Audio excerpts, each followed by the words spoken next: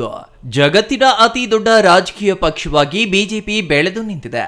ಹಾಗೆಯೇ ಮೂರನೇ ಬಾರಿಗೆ ಪ್ರಧಾನಿಯಾಗುವ ಮೂಲಕ ಜವಾಹರ್ಲಾಲ್ ನೆಹರು ಅವರ ದಾಖಲೆಯನ್ನ ಪ್ರಧಾನಿ ನರೇಂದ್ರ ಮೋದಿ ಅವರು ಸರಿಗಟ್ಟಿದ್ದಾರೆ.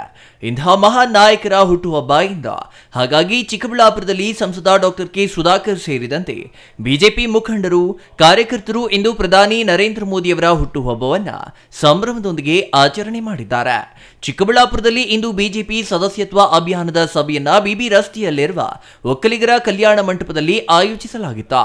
ಇನ್ನು ಅದೇ ವೇದಿಕೆಯಲ್ಲಿ ಕೇಕ್ ಕತ್ತರಿಸುವ ಮೂಲಕ ಪ್ರಧಾನಿಗಳಿಗೆ ಹುಟ್ಟುಹಬ್ಬದ ಶುಭಾಶಯಗಳನ್ನ ಕೋರಲಾಯಿತು.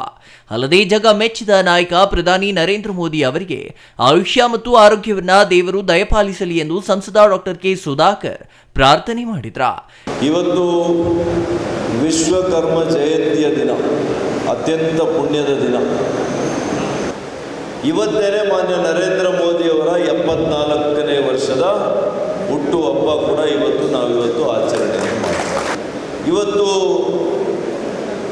ವಿಶ್ವ ನಾಯಕನ ಜಯಂತಿಯಂದು ನಾವು ಇವತ್ತು ಸಾರ್ಥಕ ಕೆಲಸ ಮಾಡಬೇಕಾಗಿದೆ. ದೊಡ್ಡಬಳ್ಳಾಪುರದಲ್ಲಿ ರಕ್ತದಾನ ಶಿಬಿರವನ್ನು ಹಮ್ಮಿಕೊಂಡಿದ್ದರು ಮಾನ್ಯ ಶಾಸಕರು ಧೀರಜ್ರವರು, ನಮ್ಮ ಪಕ್ಷದ ಎಲ್ಲ ಪದಾಧಿಕಾರಿಗಳು.